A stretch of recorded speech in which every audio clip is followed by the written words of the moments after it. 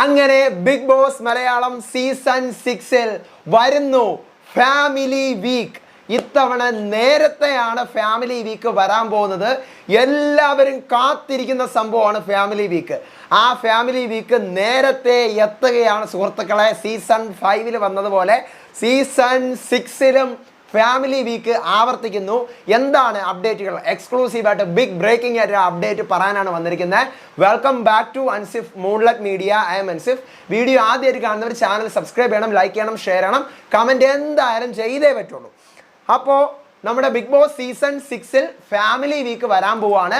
100% confirmed ആണ്. ഇത്തവണ നേരത്തെയാണ് family week എത്താൻ പോകുന്നത്.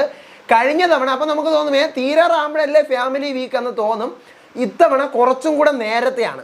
അതായത് കഴിഞ്ഞ വർഷം നമ്മുടെ ബിഗ് ബോസ് സീസൺ 5-ലാണ് ആദ്യമായിട്ട് ഫാമിലി വീക്ക് വരുന്നത് മലയാളത്തിൽ.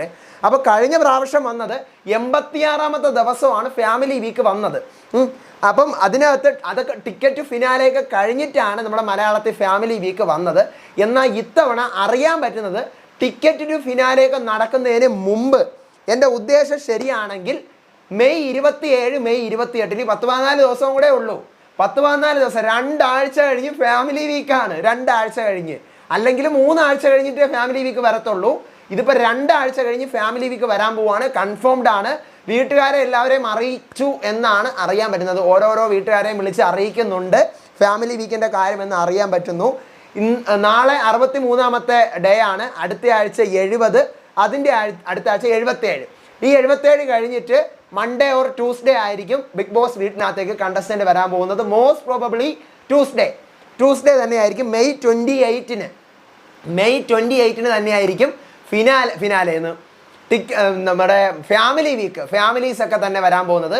ഇനി ഫാമിലി വീക്ക് എന്താണെന്ന് അറിഞ്ഞുകൂടാത്തവർക്ക് വേണ്ടി പറഞ്ഞുതരാം. നമ്മുടെ ബിഗ് ബോസ് സീസൺ 6-ലെ അന്നേരം ഏതൊക്കെ കണ്ടസ്റ്റൻസ് ആണോ വീട്ടിലുള്ളത് ആ കണ്ടസ്റ്റൻസിൻ്റെയൊക്കെ ഫാമിലിയിൽ നിന്നും 1 or 2 പേര് അവരെ കാണാനായിട്ട് 1 മണിക്കൂറോ 2 മണിക്കൂറോ ഒക്കെ ആയിട്ട് വരും.